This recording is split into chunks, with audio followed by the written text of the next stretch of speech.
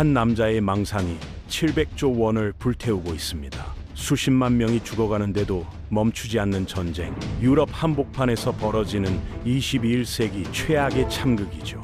러시아와 우크라이나의 전쟁에 대해 파헤쳐 보겠습니다. 블라디미르 푸틴은 소련 붕괴를 20세기 최대의 재앙이라고 불렀습니다. 그에게 우크라이나는 독립국가가 아니라 러시아 제국의 일부였던 거예요. 이 집념이 만들어낸 비극은 어제 오늘 일이 아닙니다. 천년을 거슬러 올라가는 역사적 원한과 한 독재자의 망상이 만나 끔찍한 재앙을 만들어낸 거죠. 왜 푸틴은 우크라이나를 자신의 것이라고 우길까요? 답은 천년도 더 전의 역사에 숨어 있습니다. 러시아와 우크라이나가 같은 뿌리라는 푸틴의 주장, 과연 사실일까요? 역사의 진실은 푸틴의 망상과는 전혀 다른 이야기를 들려줍니다.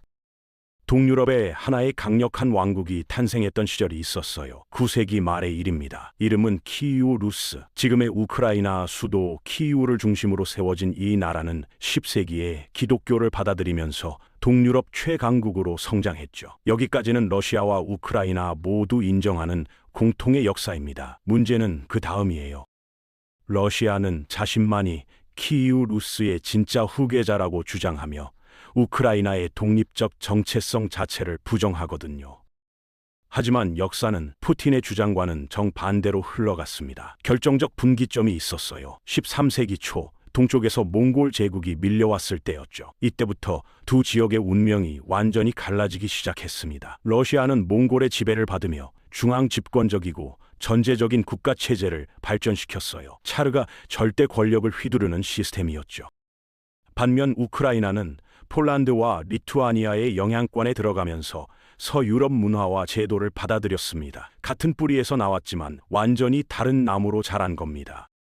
여기서 놀라운 사실 하나를 발견하게 됩니다. 16세기 우크라이나에 코사크라는 독특한 군사 집단이 형성됐는데 이들은 지도자를 선거로 뽑았어요. 민주적 전통이었죠. 놀랍지 않나요? 같은 시기 러시아는 차르가 절대 권력을 휘두르는 전제군 주제였는데 말이에요. 두 사회가 얼마나 근본적으로 달랐는지 보여주는 대목입니다. 이런 차이는 우연이 아니었어요.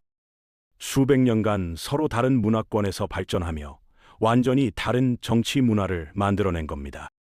그런데 러시아는 이런 차이를 인정하지 않았습니다. 17세기에 접어들면서 상황이 급변했어요. 페레아슬라우 협정이라는 게 체결됐는데 러시아는 이걸 우크라이나 복속의 결정적 근거로 삼았습니다. 이후 18세기를 거치며 우크라이나를 완전히 삼켜버렸죠. 우크라이나어 사용을 금지하고 문화를 탄압했지만 흥미롭게도 민중들은 언어와 문화를 끝까지 지켜냈어요. 이게 얼마나 중요한지는 나중에 확인하게 됩니다. 20세기 들어 비극은 상상을 초월하는 수준으로 깊어졌습니다. 1932년부터 1933년 사이 역사상 가장 끔찍한 인재 중 하나가 발생했어요. 홀로도모르라고 불리는 대기근입니다. 얼마나 많은 사람이 죽었을까요? 최소 300만 명에서 최대 700만 명이 굶어 죽었습니다. 자연재해였을까요? 아니에요. 스탈린의 강제 집단 농장 정책으로 소련 정부가 곡물을 강제로 빼앗아가고 굶주리는 마을을 봉쇄한 계획적 집단 학살이었죠. 우크라이나인들에게 이 기억은 절대 잊을 수 없는 상처로 남았습니다. 이게 단순한 과거사가 아니라 현재 전쟁의 중요한 배경이 되는 이유죠. 1991년 소련이 무너지면서 우크라이나는 마침내 독립했습니다. 하지만 푸틴과 러시아 엘리트들은 이 독립을 절대 인정하지 않았어요. 왜 그랬을까요? 우크라이나가 러시아에게 어떤 의미였는지 이해하려면 크림반도와 에너지를 봐야 합니다. 크림에는 흑해 함대의 핵심 기지가 있었고 우크라이나 영토를 가로지르는 천연가스 파이프라인은 러시아 경제의 생명줄이었죠. 이걸 포기한다는 건 러시아에게 상상도 할 수 없는 일이었습니다. 러시아가 어떤 방식으로 압박했는지 아시나요? 2006년과 2009년 한겨울에 가스 공급을 끊어버렸어요. 유럽 전체가 에너지 부족 사태로 흔들렸습니다. 이건 단순한 경제 분쟁이 아니었어요. 러시아가 우크라이나를 어떻게 보는지 보여주는 명확한 신호였죠. 너희는 독립국가가 아니라 우리가 마음대로 할 수 있는 대상이라는 메시지였습니다. 2004년 상황이 급변했습니다. 오렌지 혁명이라고 불리는 민주화 운동이 터졌어요. 부정선거에 분노한 시민들이 거리로 나왔고 결국 친서방 정권이 들어섰습니다. 푸틴에게 이건 재앙이었죠. 더 충격적인 건 2008년 우크라이나의 나토 가입 가능성이 거론됐을 때였어요. 푸틴은 노골적으로 경고했습니다. 우크라이나는 진짜 국가가 아니다. 나토에 가입한다면 국가로서 존재를 멈출 것이다. 이게 빈말이었을까요? 그해 8월 조지아를 침공하며 보여줬습니다. 나토 가입을 추진하면 어떻게 되는지 말이죠. 2013년 말 우크라이나 대통령 야누코비치가 유럽연합협정을 갑자기 거부하면서 상황이 폭발했습니다. 배후에는 푸틴의 압박이 있었어요. 키이우 마이단 광장에 사람들이 모이기 시작했고 11월 30일 새벽 경찰이 학생들을 무자비하게 진압했습니다. 다음 날 수십만 명이 거리로 쏟아져 나왔어요. 분노가 폭발한 겁니다. 2014년 2월 18일부터 20일까지 사흘간 벌어진 일은 충격적이었습니다. 정부 저격수들이 시위대를 조준 사격했어요. 100명 이상이 목숨을 잃었죠. 야누코비치는 그날 밤 수십억 달러를 챙겨 러시아로 도망쳤고 의회가 그를 탄핵했습니다. 민주주의가 승리한 순간이었죠. 하지만 푸틴은 이를 서방의 쿠데타로 규정하고 즉각 반격했습니다. 얼마나 빨랐는지 아시나요? 2014년 2월 27일 마이단 혁명이 끝난 지 일주일도 안 돼서 계급장도 국적표시도 없는 군인들이 크림 의회를 점령했어요. 사람들은 이들을 리틀 그린맨이라고 불렀습니다. 3월 16일 급조된 주민투표에서 찬성이 96%로 나왔고 3월 18일 푸틴은 크림을 러시아에 편입한다고 선언했죠. 명백한 침략이었지만 서방은 경제 제재 외에는 아무것도 하지 못했습니다. 거의 동시에 동부 도네츠크와 루안스크에서 친러 무장 세력이 일어났어요. 러시아는 무기와 군사 고문, 정규군까지 보내며 돈바스 전쟁을 시작했습니다. 2014년 7월 17일 전 세계를 경악시킨 사건이 발생했어요. 말레이시아 항공 MH17편이 러시아가 제공한 미사일에 격추돼 298명 전원이 사망했습니다. 8월 일로바이스크 전투에서는 러시아 정규군의 대규모 투입으로 우크라이나군이 큰 피해를 입었어요. 민스크 협정이 2차례 체결됐지만 종이 위의 약속에 불과했습니다. 2015년부터 2021년까지 6년 넘게 저강도 전쟁이 계속되며 수만 명이 목숨을 잃었죠. 이 기간 동안 푸틴은 무엇을 준비하고 있었을까요? 2021년 봄부터 러시아가 국경에 20만 명 가까운 병력을 집결시켰습니다. 서방은 경고했지만 실제로 침공할 것이라고 믿는 사람은 많지 않았어요. 하지만 2022년 2월 24일 새벽 전 세계가 지켜보는 가운데 전면 공격이 시작됐습니다. 크루즈 미사일이 키이우를 타격했고 탱크 부대가 수도를 향해 진격했어요. 서방 정보기관들은 키이우가 72시간 안에 함락될 것으로 예상했습니다. 미국은 젤렌스키에게 국외 탈출을 권했죠. 그런데 젤렌스키가 뭐라고 답했는지 아시나요? 나는 차가 아니라 탄약이 필요하다며 수도에 남았습니다. 이 한마디가 전쟁의 흐름을 바꿨어요. 대통령이 남자 우크라이나군과 국민들은 필사적으로 저항했습니다. 무엇이 러시아의 전격전을 막았을까요? 호스토멜 공항 전투가 결정적이었습니다. 이 공항은 키이우에서 불과 10km 떨어진 곳이었고 러시아는 여기에 공수부대를 투입해 빠르게 증원군을 받아들이려 했어요. 하지만 우크라이나군이 이 계획을 막아냈습니다.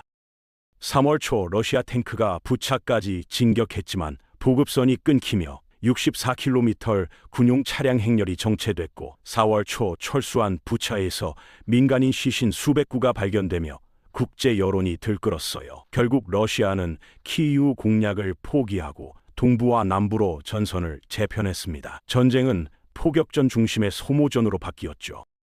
2022년 봄과 여름 동부에서는 치열한 포격전이 계속됐어요. 여름 끝 무렵 서방에서 공급받은 하이마스가 투입되면서 전황이 바뀌기 시작했습니다.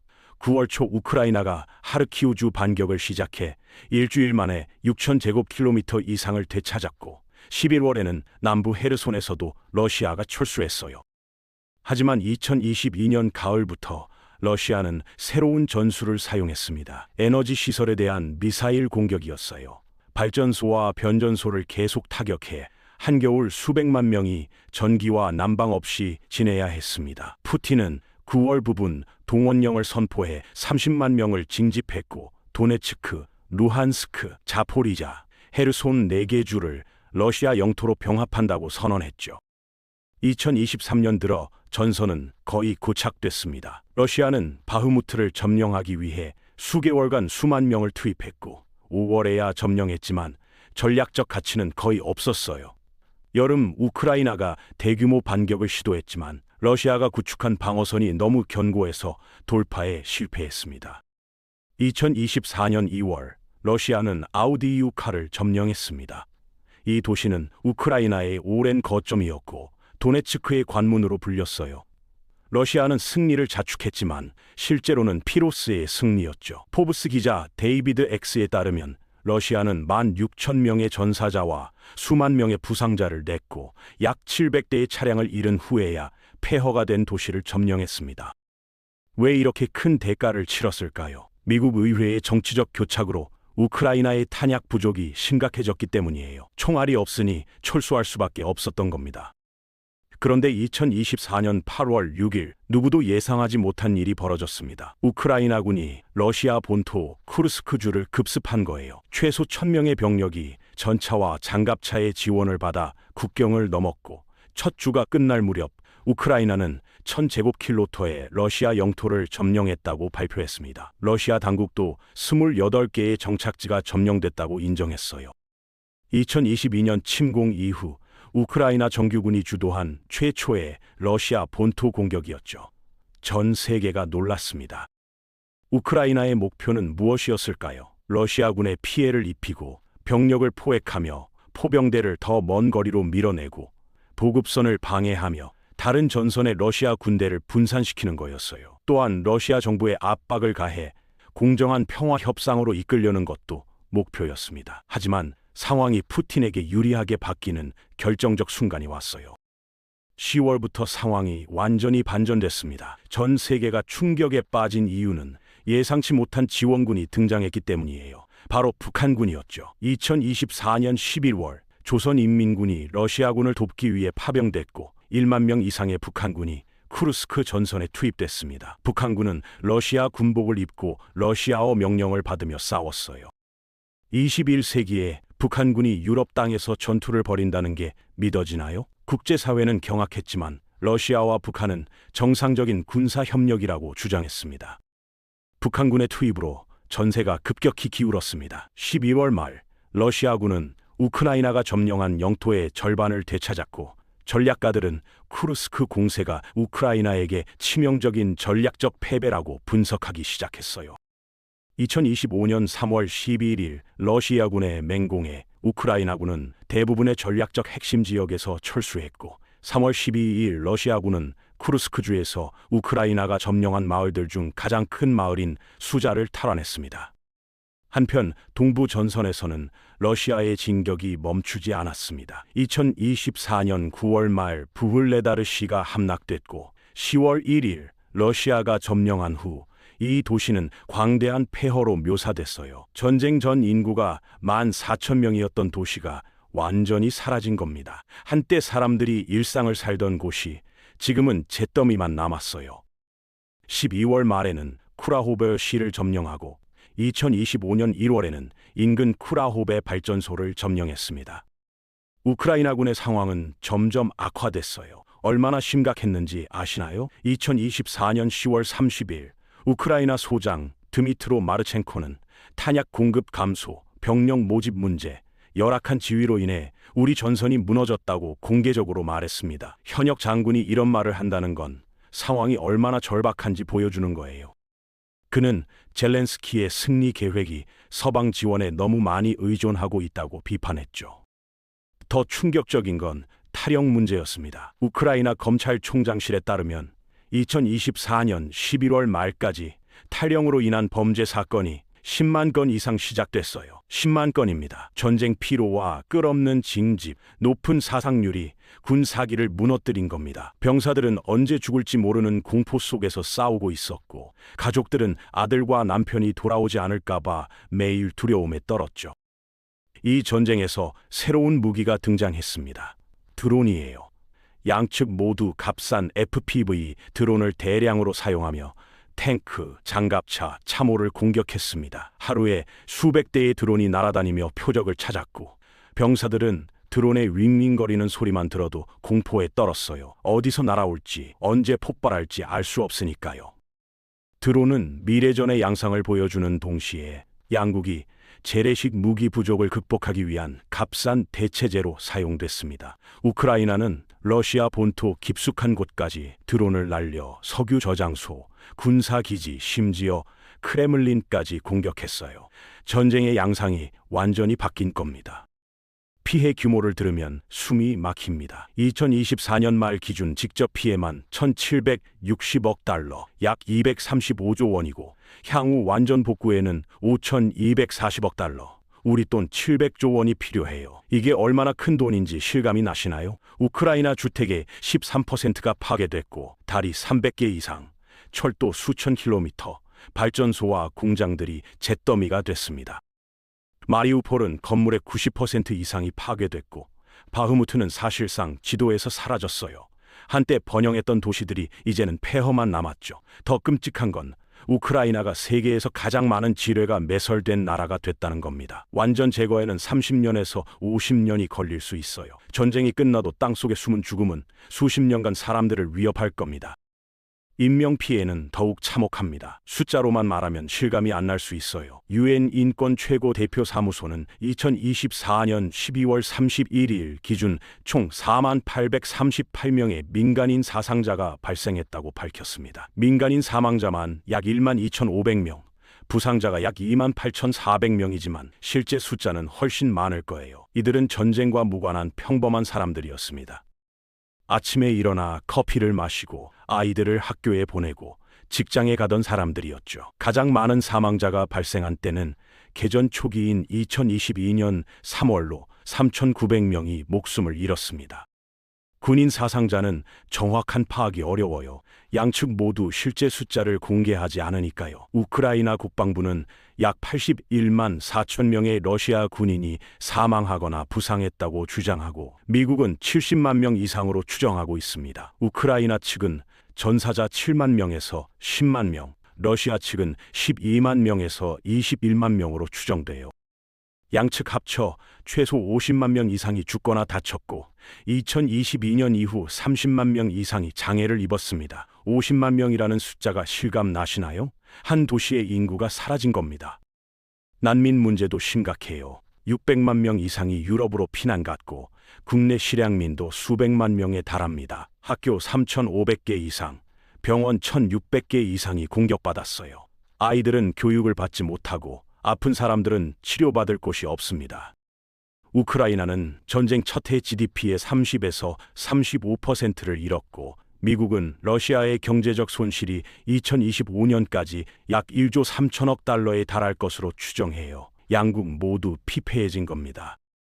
2026년 초 현재 전쟁의 상황은 어떨까요? 러시아는 크림과 동부 일부, 전체 우크라이나 영토의 약 18%를 점령하고 있습니다. 우크라이나군은 초기 붕괴를 막았지만 서방 지원에 전적으로 의존하는 구조가 됐어요. 서방이 지원을 멈추면 우크라이나는 버틸 수 없습니다. 이 전쟁이 유럽과 세계에 미친 영향은 무엇일까요? 국제 질서가 뒤흔들렸습니다. 유럽 안보는 냉전 이후 최대 위기를 맞았고 나토는 스웨덴과 핀란드를 받아들이며 재결집했어요. 핀란드가 나토에 가입했다는 게 얼마나 큰 변화인지 아시나요? 핀란드는 러시아와 300km 국경을 맞대고 70년께 지켜온 중립을 버렸습니다. 러시아의 위협이 얼마나 심각한지 보여주는 거죠. 나토 회원국들은 국방비를 대폭 늘렸고 독일은 1,000억 유로 규모의 특별 국방 기금을 조성했어요. 러시아는 서방의 전례 없는 경제 제재를 받고 있지만 어떻게 버티고 있을까요? 중국, 이란, 북한과의 협력으로 버티고 있습니다. 중국은 러시아의 석유와 가스를 계속 사들이고 이란은 드론을 제공하고 북한은 탄약과 병력까지 공급하고 있어요. 세계는 민주주의 진영과 권위주의 진영으로 나뉘는 신냉전 구도로 치닫고 있습니다. 이건 단순히 러시아와 우크라이나의 전쟁이 아니에요. 21세기 세계 질서를 놓고 벌이는 싸움이 된 겁니다. 2026년 기준 이 전쟁은 어떻게 끝날까요? 러시아도 우크라이나도 결정적 군사적 승리를 거둘 가능성은 매우 낮아 보입니다. 현재와 같은 소모전이 몇 년 더 이어질 거라는 전망이 지배적이에요. 러시아는 전쟁 비용으로 GDP의 6% 이상을 쏟아붓고 있고, 우크라이나는 인구가 전쟁 전 4,100만 명에서 3천만 명 안팎으로 줄었습니다. 청년들이 떠나고 아이들이 태어나지 않고 노인들만 남은 나라가 되고 있어요. 2025년 트럼프 재집권 후 평화 협상이 시도됐지만 실패했습니다. 왜 실패했을까요? 양측의 입장 차이가 너무 컸기 때문이에요. 러시아는 크림과 돈바스를 러시아 영토로 인정하고 나토 가입 포기를 요구하는 사실상 항복 조건을 제시했고, 우크라이나는 영토 보전과 주권 회복을 고수하고 있습니다. 실제로 젤렌스키가 트럼프와의 회동을 앞둔 2025년 12월 27일 밤 러시아는 키이우를 대규모로 공격하며 협상에 대한 태도를 보여줬죠. 평화를 원하지 않는다는 분명한 신호였습니다. 결국 핵심은 무엇일까요? 서방이 우크라이나를 얼마나 오래 강력하게 지원할 것인가입니다. 지원이 계속되면 우크라이나는 버티지만 줄어들면 협상 테이블에서 불리한 위치에 놓일 수밖에 없어요. 전쟁이 어떻게 끝나느냐에 따라 유럽과 세계의 미래가 완전히 달라집니다. 러시아가 점령지를 유지하는 휴전이라면 어떤 의미일까요? 21세기에도 무력으로 국경을 바꿀 수 있다는 위험한 선례를 남기는 겁니다. 그렇다면 다른 독재자들도 같은 방식을 시도하겠죠. 반대로 우크라이나가 영토를 되찾는다면 국제법의 중요성을 확인하는 거예요. 하지만 가장 현실적인 시나리오는 무엇일까요? 한국 전쟁처럼 전선이 사실상 국경이 되는 동결된 분쟁입니다. 명목상 전쟁은 끝나지 않았지만 실질적으로 휴전 상태가 수십 년간 이어지는 거죠. 하지만 어떤 결말이 나오든 가장 비극적인 건 이미 너무 많은 사람이 죽고 다쳤다는 사실입니다. 복구에는 수십 년이 걸릴 거고 마음의 상처는 평생 남을 거예요. 부모를 잃은 아이들, 자식을 잃은 부모들, 집을 입은 가족들의 고통은 어떤 협상으로도 치유될 수 없습니다. 러시아 우크라이나 전쟁이 우리에게 던지는 질문은 무엇일까요? 21세기에도 강대국의 침략이 가능하다는 것을 보여줬습니다. 핵무기 시대에도, 국제법이 존재하는 세상에도 한 독재자의 망상이 수십만 명의 목숨을 앗아갈 수 있다는 걸 확인했어요.